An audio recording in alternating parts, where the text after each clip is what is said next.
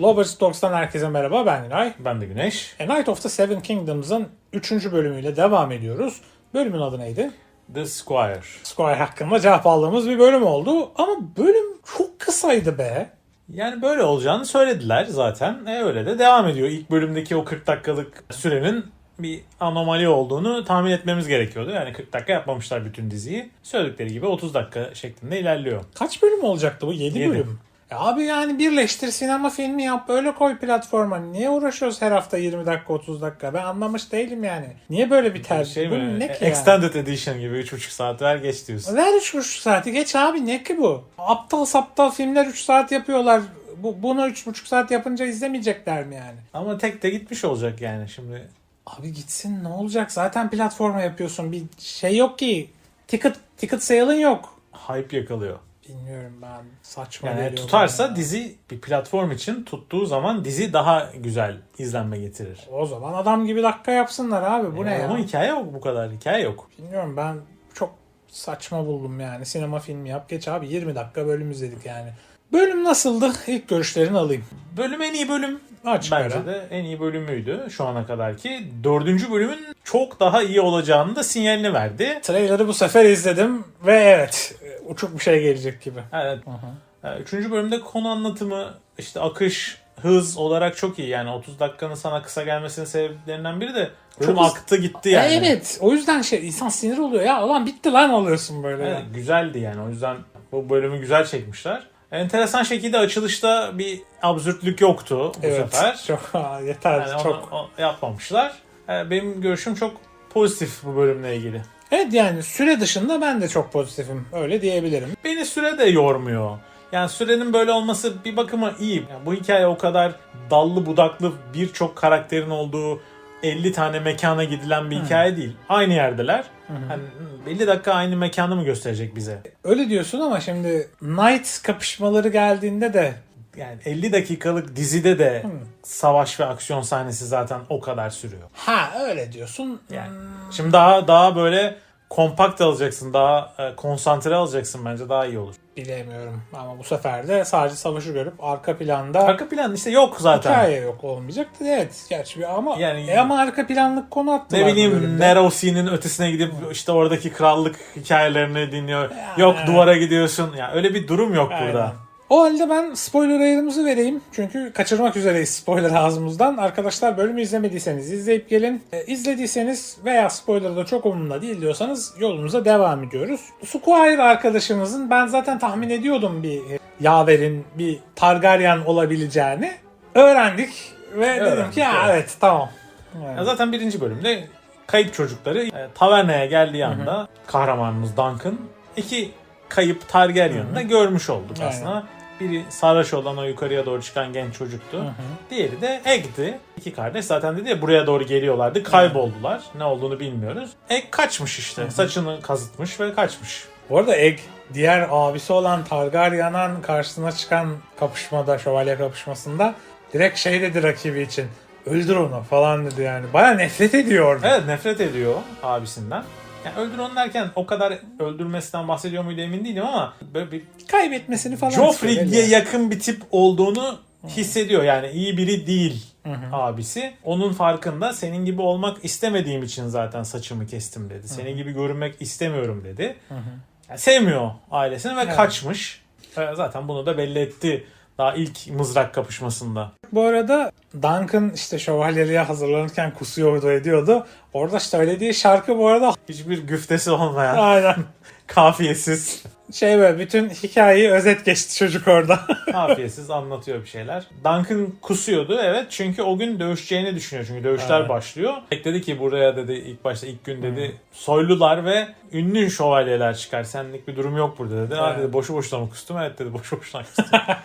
Bu arada Egg'in sabah erken kalkıp atı eğittiğini görüyoruz. Yani kazanmasını istiyor Duncan'a. İlk başta böyle atı ve kılıcı çalıyormuş gibi Evet. yapıyordu ama yapmıyor. Orada yaşlı bir şövalye göreceğiz.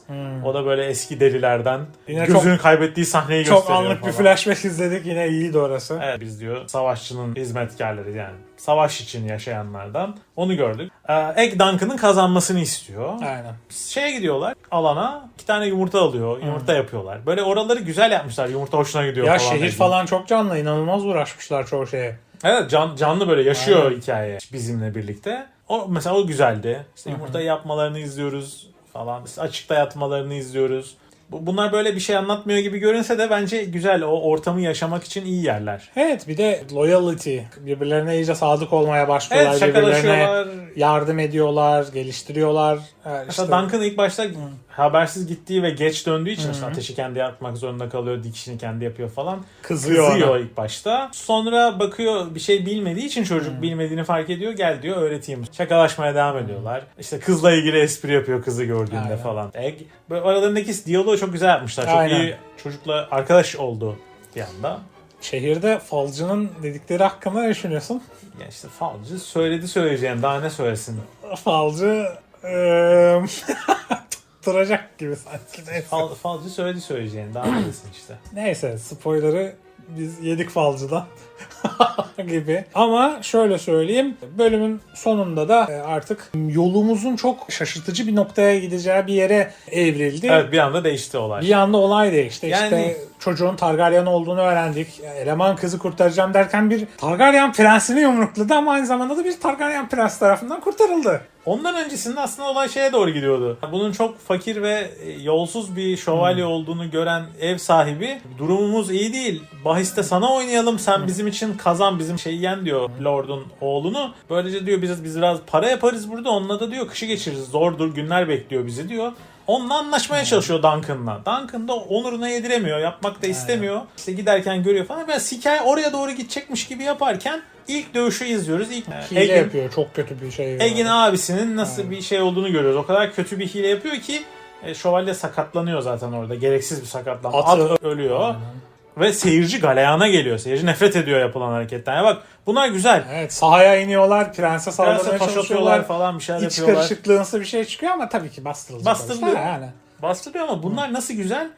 Yani insanlar haksızlık ve iğrençlik yani karşısında tepki gösteriyorlar. gösteriyor, Yani Game aynen. of Thrones'da olmayan, House of Dragon'da da yok bu. Yani orada ortamlar çok şey böyle entrika oluyor, pislik oluyor, kötülük oluyor. Halk böyle başını döndürüyor gidiyor. House of the Dragon'da şehir çok yapay. Game of Thrones'ta şehir çok kralcı. Yani ya da güce çok sadık. Böyle biri gücü ele geçirdi mi onun peşine gidiyorlar. Yapacak hiçbir hemen. şey yokmuş gibi hemen Aynen. şey olur. Burada mesela daha orada bir şövalye hile yapıp sakatlanmasına neden olunca izleyiciler tepki gösteriyorlar. Aynen. Mesela ilk dövüşte işte düşürdüğünde aa falan yapıyorlar, Aynen. seviniyorlar. Herkes kötücül değil. Değil. O bakımdan bu dizi benim çok hoşuma gidiyor. Yani ortam daha böyle filmvari. Evet. Aynen. Gerçekçi bir kötülükte değil. Ama sonunda dediğin oluyor. Devam ediyor kötülüklerine prensimiz. İşte bu ejderhayı yendiği tiyatroyu oynarlarken görüyor ve kıza bir ders vermek için Kızın parmağını kırıyor. parmağını kırıyor. Egg de Duncan'ı çağırıyor yardım için. Duncan gidiyor, herkesi uzaklaştırıyor, kızı kurtarıyor ve prense bir yumruk atıyor.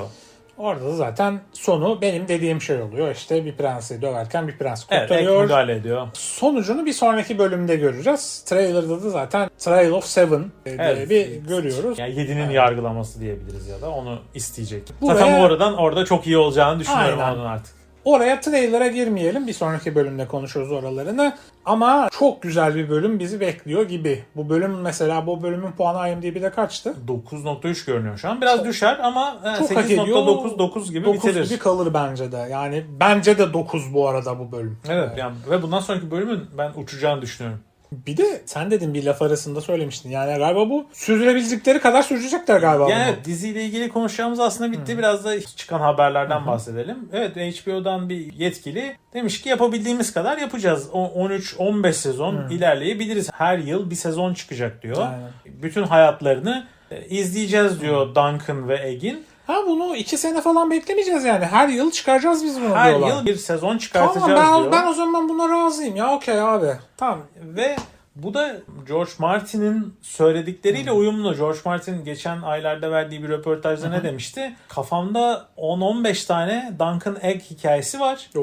Ama bunları yazamadım bir türlü. Çünkü o Game of Thrones'u bitirmeye çalışıyorum. Yani onu bitirdikten sonra bu hikayeleri yazacağım diyordu. İşte Winterfell'de geçecek bir hikaye olacak. River Run'da geçecek bir hikaye olacak falan diye söylemişti röportajında. Geçenlerde çıkan haber de bununla uyumlu. Yani bence artık Game of Thrones'u salsın abi. O çıkılacak gibi değil oradan. Ya bence Odaklan abi Duncan'a. yazmıştı. Aynen. İşte biraz toplamaya çalışıyor. Biraz mesela House of Dragon'a cephe aldı ve bıraktım dedi Zaten tamamen. birinci bölümde de laf soktular bayağı şeye, Evet, Game of yani- Thrones'a falan. Yani House of Dragon'la ayrıca George Martin doğrudan saldırdı ve dedi Evet. benim yazdığım şey bu değil, bunlar mahvettiler dedi. Bu bölümde mesela o yüzden bence Belki mesela komple sokuyor, laf da sokuyor arada. Belki de onu bilmiyorum. Dediğim gibi olursa böyle bir plan varmış. Umarım olur. Ben böyle gidecekse çok iyi. Ya 7 bölüm 20 dakika şeyi 2 yılda bir beklemek istemiyorum ben. Yani böyle olacaksa ben de okeyim. Bölüme de puanım dediğim gibi benim 9 galiba senin. Benim de işte 8.5'tan 9 diyeyim ben. Ben keyif aldım yani. Ben de izlemekten keyif bayağı. aldım. Güzel bölüm. Geçen böyle bir Duncan oynayan oyuncunun bir röportajını gördüm. Konuşuyordu. Aksan orijinal. Adamın aksanı da böyle bu arada. Çok ağır bir İrlanda aksanı var. Ve boy post nereden geliyor derseniz rugby oyuncusuymuş. Profesyonel. Aa öyle mi? Hem oyunculuk hem rugby böyle amatör oynamış. Sonra biraz profesyonel oynamış falan. Bence gayet okey ya. Evet, oyunculuğu başarılı bence de. Hiç sanki karakter için yaratılmış gibi biraz daha. Tamam anlaşıldı, bu herifin adam hayvan gibi oldu. Böyle biraz şey. Bence doğru seçim. Çünkü bu herif hem şövalye hem de çok iyi bir şövalye. Çok kaliteli bir şövalye olacak. Hareketli bir adam olması gerekiyor ve Evet, rugby en seçebilecekleri. seçebilecekleri en doğru yer olabilir yani. Yani bir basketbolcu seçselerdi bu kadar hareketli bir şey Olmayacaktı. çekemezdi. Evet, Aynen. görüntü vermezdi. Bence doğru bir tercih olmuş. Benim de ekleyecek galiba daha fazla bir şeyim yok ki bir sonraki bölümü ulan keşke yarın gelse şeklinde izledim yani o trailer'ı, ama işte önümüzdeki hafta gelecek. Evet, yani o belli. Hani böyle bütün sezon için verdikleri yerdeki en sağlam sahneler herhalde bu bölümde Aynen. göreceğiz diye düşünüyorum. Yavaş yavaş görüyoruz ama yani güzel serpiştirmişler bölümü. Güzel, çok güzel bir anlatıma dönüştü. Ben ilk bölümde çok bayık gidecek galiba derken bir anda fırladı. Yani bir anda işte Fallout'tan da istediğimiz şey oydu ya. Bir anda fırlasın o hikaye Evet. diyorduk. Abi çok güzel fırladı burada. Mesela bak 3'ten 4'ten fırlattı hikayeyi. Sona doğru da iyice patlatacak gibi görünüyor hikayede. Ben tebrik ediyorum. Çok da güzel gidecek. Keşke daha uzun olsaydı diyerek de kapatıyorum kendi açımı. Ben şöyle bir şey ekleyeceğim. Ben anlatımını da, yani ağır anlatım yaptığı yerleri de seviyorum. O aralarındaki hikaye, konuşmalar, birbirlerine anlattıkları Bu okey. kısım çok iyi, konuşmalar, hikayeler çok iyi. Mesela hayallerinden bahsediyor Egg. Diyor ki ben diyor senin diyor bu turnuvadan sonra da yaverin olurum. Belki aynen. diyor birlikte paralar kazanırız. Oradan diyor bana ufak bir toprak parçası düşer. Tarım ve çiftçilik yaparım falan diyor işte. Duncan diyor biraz para kazanırım. İşte diyor en güzel ikinci kızla ben evlenirim. Birinciyle de ben evlenirim. Aynen. Ha, böyle hayallerini söyle. Çok hoş, iki genç insanın böyle hayallerini dinliyorsun, şeyini dinliyorsun. Belki ertesi gün başlarına bir şey gelecek. Aynen. Her şeylerini kaybedeceklermiş gibi düşündüğüm bir anda. Zaten orada da adam da dedi yani başıma talihsiz kötü bir şey gelebilir. Buna hazırlıklı olmalısını da söyledi orada. Şeyi gördük bir de. Lionel'ı gördük. Yine baba yine vur patlasın, çal oynasın. Adam salmış koparıyor orada. Üç parmaklı Alice Cooper'ın şarkısını söylüyor. Hani o çok iyi yani. Ya, kafalar çok iyi orada Lionel'da. Ben çok beğendiğim güzel bir bölüm oldu. Böyle kapatabiliriz herhalde.